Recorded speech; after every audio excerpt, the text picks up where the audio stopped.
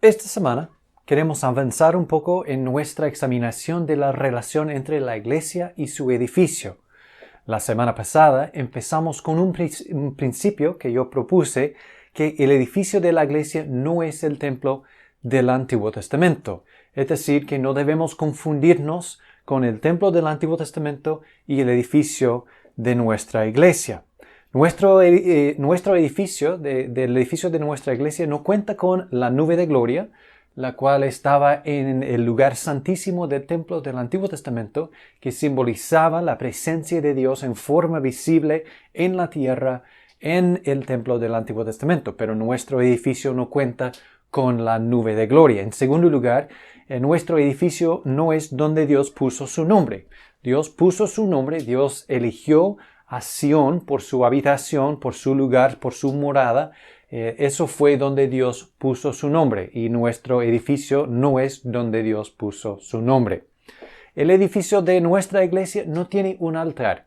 Y estudiamos en el templo del Antiguo Testamento que el altar fue el central a toda la adoración de Jehová en el Antiguo Testamento. Y de hecho, el templo fue la ubicación del altar central, el único altar autorizado en toda la nación de Israel, el único punto de acceso a Dios a través de los sacrificios que la nación de Israel pudo acercarse a Dios. Pero nuestro edificio no tiene un altar porque nosotros no necesitamos de sacrificios animales, porque tenemos en Jesucristo un sacrificio perfecto, infinito y permanente. Así que no ofrecemos sacrificios y no tenemos un altar en nuestro edificio. Así que podemos ver que el lugar donde nos congregamos no es la casa de Dios, pero nosotros, cuando estemos congregados, somos la casa de Dios, o mejor, la familia de Dios. El lugar que hemos arrendado no es el templo, pero cuando nosotros estamos congregados en el nombre de Jesucristo, podemos decir que somos el templo de Dios porque su Espíritu mora entre nosotros. Y también la presencia de Dios no está en un lugar específico, en un edificio, en una calle. La presencia de Dios, como dijo Jesucristo, que cuando dos o tres de sus discípulos están congregados en su nombre, que Él estará en medio de ellos, podemos decir que la presencia de Dios está con nosotros. Cuando estemos congregados en el nombre de Jesucristo, podemos contar con la presencia de Dios con nosotros. Así que no tiene que ver con un edificio, no tiene que ver con un lugar geográfico, tiene que ver con la presencia o la congregación de la iglesia. Aquí está la presencia de Dios. Así que el edificio de la iglesia no es el templo del Antiguo Testamento. Esta semana yo quiero proponer otro principio y yo quiero decir que el edificio de la iglesia no es imprescindible para ser iglesia. Es decir, que el edificio no es necesario que una iglesia tenga un edificio para que sea una iglesia. Así que no es como un paso, un requisito para ser iglesia que tenga un edificio, o que tenga una propiedad, o que se arriende un local para sus reuniones. Porque el edificio de la iglesia no es imprescindible, no es esencial, no es necesario para ser iglesia. En el año pasado hemos visto como un brote de esta idea del teletrabajo, que muchos trabajadores están trabajando desde la casa, desde un lugar remoto, en otro lugar, que no están en terreno, que no están en la oficina, que no están en la casa matriz. Y lo que ha pasado es que muchas empresas se dieron cuenta de que no era necesario que todos sus funcionarios estuviesen en terreno. Así que es necesario que varios de sus trabajadores estén presentes. Por ejemplo, no se puede extraer cobre ni litio sin alguien que esté en terreno. No se puede mantener o reparar maquinaria pesada sin que alguien esté presente. Pero hay otras funciones, hay otros trabajos que sí se puede hacer en una forma de teletrabajarse. pero tiene que ver con la función o el propósito de este trabajo. Y también cuando estamos pensando en el edificio de la iglesia, podemos formar la pregunta así: ¿es necesario que una iglesia local tenga un edificio para cumplir la comisión que Jesús nos dio? Entonces, haciéndonos la pregunta, ¿cuál es nuestro propósito? ¿Cuál es la comisión que Jesús nos dio? Porque somos la iglesia de Jesús. Él es la cabeza de la iglesia, el cabeza del cuerpo. Así que Él determina nuestro propósito, nuestra comisión, y la comisión que Él nos dio. ¿Es necesario que tengamos un edificio para cumplir esta comisión? Bueno, en primer lugar tenemos que responder cuál es la comisión de Jesús para la iglesia. Y si ustedes recuerdan, al principio de este año yo presenté un estudio sobre la comisión de Jesucristo. En este estudio concluimos que la comisión de Jesucristo para la iglesia es el discipulado, el hacer discípulos en todo momento y de toda persona. Es decir, que los discípulos de Jesucristo tienen como su comisión, como su propósito, hacer más discípulos de Jesucristo en todo momento, de toda persona. Podemos escuchar las palabras de Jesús mismo cuando Él dijo a sus discípulos en Mateo 28, «Id y haced discípulos a todas las naciones». Dice Marcos, «Id por todo el mundo y predicad el evangelio a toda criatura». Lucas en Hechos 1 dice, «Me seréis testigos en Jerusalén, en toda Judea, en Samaria y hasta lo último de la tierra». Así que la comisión de Jesús para la iglesia no tenía que ver con un lugar específico, tenía que ver con toda la tierra, con todas las personas, con toda la gente. Y habla de hacer discípulos, de predicar el evangelio, de ser testigos de Él. Entonces, estas cosas no requieren que la iglesia tenga un edificio, una propiedad, un terreno para cumplir esta comisión, porque la comisión es discipulado, hacer discípulos en todo momento de toda persona. Bueno, pensando en el discipulado, podemos hacer la pregunta, buena pregunta, ¿qué es el discipulado bíblico? Y yo les recomiendo un estudio que el pastor Andrés hizo hace 2 años y el link está en la página web para revisar una vez más. Les recomiendo este estudio, pero entendiendo el discipulado bíblico. En este estudio, el pastor Andrés estaba definiendo términos claves y dijo, discipular es ayudar a otros a seguir a Jesús. Muy buena definición, muy sencilla. Entonces, hacer discípulos es ayudar a otros a seguir a Jesús. Y cuando pensamos en nuestro discipulado, hay dos lados, 2 aspectos. En primer lugar, yo mismo debo ser un seguidor de Jesucristo. Yo tengo que creer en Jesús. Yo debo arrepentirme de mis pecados y creer en Jesús. Y después, cuando yo soy un seguidor de Jesucristo, yo también quiero ayudar a otros a seguir a Jesús. Entonces, el discipulado tiene que ver con los dos. Yo obedeciendo y siguiendo a Jesucristo y también ayudando a otros a hacer lo mismo. Así que el pastor Andrés concluyó que nosotros debemos ser discípulos de Jesucristo que discipulan a otros. O sea, les ayudan a seguir a Jesús. Así es el discipulado bíblico. Entonces podemos reformular la pregunta, ¿es necesario que una iglesia tenga un edificio para hacer discípulos? Y la respuesta creo que la respuesta obvia es no. No es necesario tener un edificio para que la iglesia cumpla su comisión, para que la iglesia haga discípulos de todas las naciones. Porque podemos ayudar a otros a seguir a Jesús en un momento, en una mesa, compartiendo juntos en nuestra casa, en un auto, con una conversación, en la playa, cantando alabanzas y orando juntos. Puede ser en una reunión virtual de Zoom, escuchando la palabra de Dios y ayudando a otros a entender mejor y mejorar nuestro entendimiento y aplicación de la palabra. Puede ser en una llamada, un mensaje, un videollamada. En todas estas formas podemos hacer discípulos. Así que no es necesario que tengamos un edificio para cumplir la comisión que Cristo nos dio, que es hacer discípulos. Así que el primer aporte a mi principio, que el edificio de la iglesia no es imprescindible para ser iglesia, es un edificio no es necesario para que la iglesia cumpla su comisión.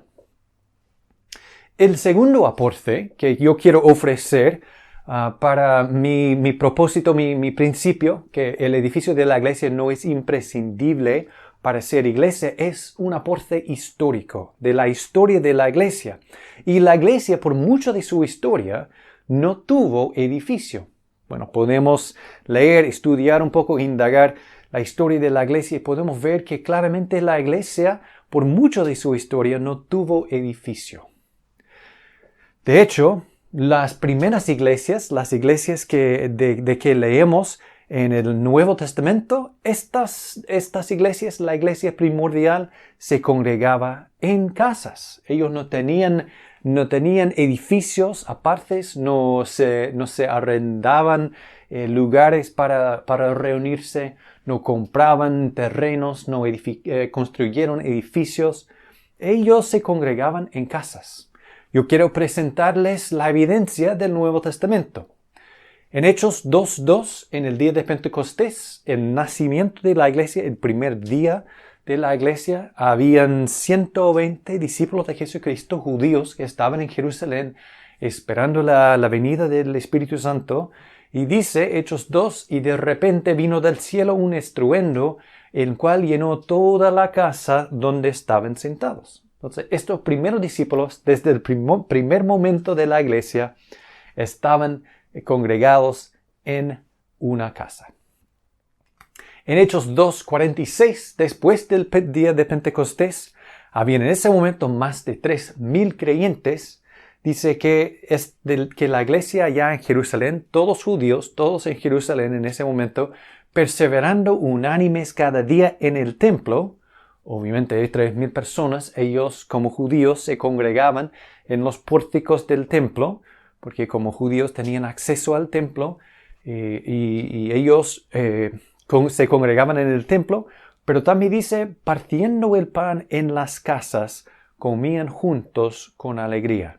Entonces ellos también no solamente se congregaban en el templo, en este lugar grande, pero también en grupitos, ellos se congregaban en casas juntos. Dice lo mismo en Hechos 5, dice, y todos los días en el templo y por las casas no cesaban de enseñar y predicar a Jesucristo. Así que podemos ver que la iglesia en Hechos 5 estaba cumpliendo la comisión que Jesucristo les dio y estaban cumpliendo esta comisión sin edificio propio en el templo y por las casas. En Hechos 8 tenemos las primeras instancias de una persecución sistemática y Saulo estaba tratando de destruir la iglesia. Dice, Saulo asolaba la iglesia y cuando él quería destruir la iglesia, ¿a dónde fue? Entonces, él no pudo ir a un lugar que la iglesia, un edificio que la iglesia en Jerusalén había construido y tenía un letrero que dice la iglesia en Jerusalén. No, para encontrar a los creyentes, él entró casa por casa, arrastraba a hombres y a mujeres. ¿Por qué? Porque la iglesia estaba congregándose en casas. En Hechos 12, Pedro fue encarcelado y durante la noche un ángel le soltó. Él se fue y dice, Pedro llegó a casa de María, la madre de Juan, donde muchos estaban reunidos orando. Entonces la iglesia se reunió para orar por Pedro. ¿Dónde se congregó? Ellos se congregaban en la casa de María, la madre de Juan. En Hechos 16, Pablo y Silas estaban en la ciudad de Filipo Y ellos también fueron encarcelados, después fueron soltados y ellos tuvieron que salir de la ciudad. Pero antes de irse, dice que ellos entraron en casa de Lidia y habiendo visto a los hermanos, los consolaron y se fueron. Así que en este momento, la iglesia, los hermanos en Filipo se congregaban en la casa de Lidia. Hechos 18 habla de Pablo y sus compañeros en la ciudad de Éfeso. Y primeramente ellos llegaron a la sinagoga y empezaron a predicar que Jesús es el Cristo, el Mesías, en la sinagoga. Pero muy pronto ellos fueron expulsados de la sinagoga y dice Hechos 18, saliendo de allí, de la sinagoga, se fue a la casa de uno llamado Justo, temeroso de Dios, la cual estaba junto a la sinagoga. Así que la iglesia en Éfeso en ese momento se congregó en la casa de uno llamado Justo. En Hechos 20 y 20, Pablo, hablando a los ancianos de la iglesia de Éfeso, les dijo, y como nada que fuese útil, he rehuido de anunciaros y enseñaros públicamente y por las casas. Entonces, él estaba enseñando en forma pública, en la sinagoga, en otros lugares, pero también en las casas donde se congregaban los hermanos. En Romanos 16, Pablo tiene un registro de conocidos en Roma. Y uno de ellos fue un matrimonio que se llamaba Aquila y Priscila. En este momento ellos habían vuelto a Roma.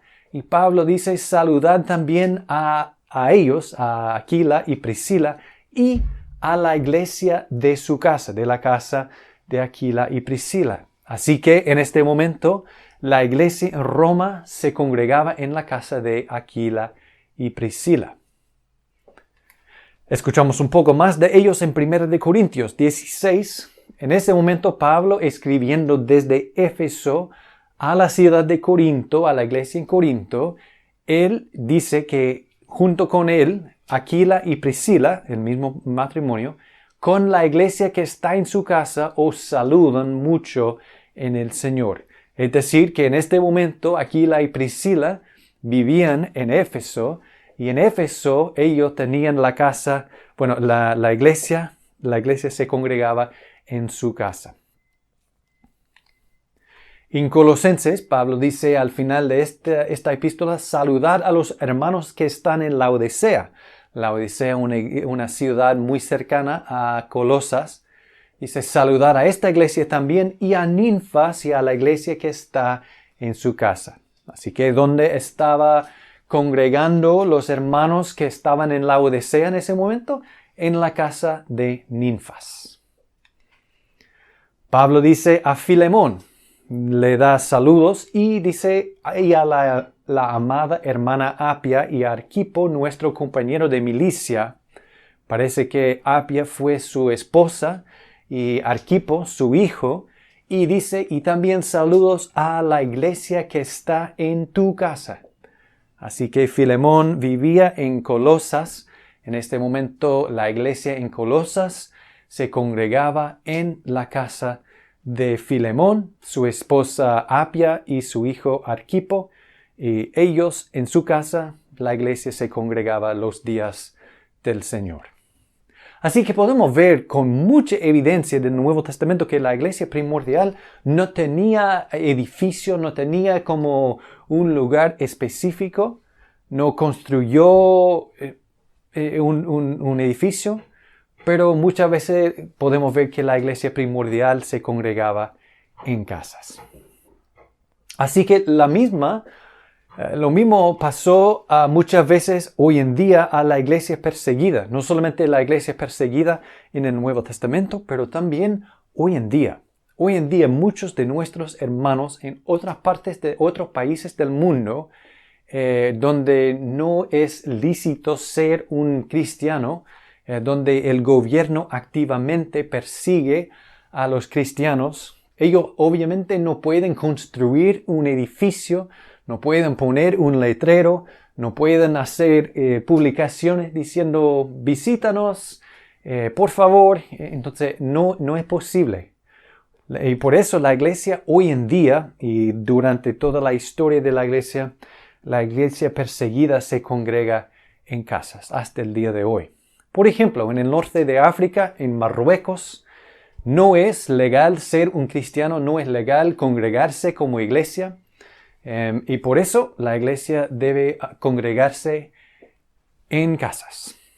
También en Argelia, la iglesia, para ellos necesitan congregarse en casas porque por la persecución de los musulmanes en su país. En Egipto, la iglesia se congrega en casas. Y es interesante porque el país de Egipto tiene una larga historia dentro de la historia de la iglesia. Y de hecho habían iglesias por siglos y siglos, pero en los últimos años los musulmanes han destruido, han quemado los edificios de la iglesia. Pero las iglesias, nuestros hermanos allá, estas iglesias no dejaban de ser iglesias, ellos se congregaron en sus casas. En el Medio Oriente, en Irán, un país musulmán, es completamente ilegal ser un cristiano, es completamente ilegal congregarse en el nombre de Jesucristo el día del Señor, y por eso nuestros hermanos en Irán tienen que congregarse en casas.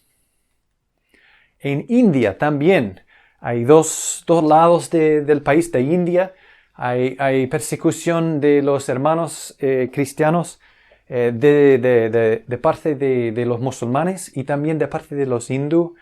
Entonces es necesario muchas veces que nuestros hermanos en India que se congreguen en sus casas para evitar la persecución.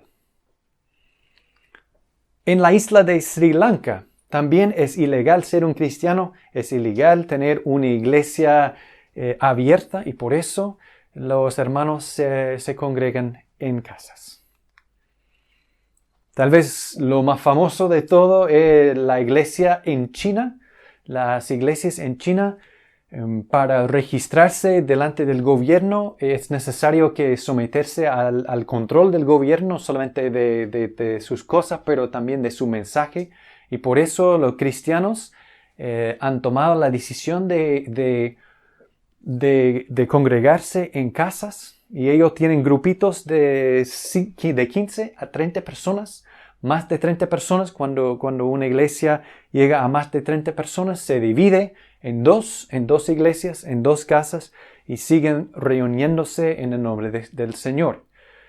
Y eso también tiene un propósito de evitar la persecución. Por ejemplo, si llegan el gobierno, la policía, y ellos detienen a algunos de los líderes o a algunos de los hermanos, entonces solamente afectan a un grupito chico, no es una congregación de cientos de personas, entonces tiene esta ventaja también.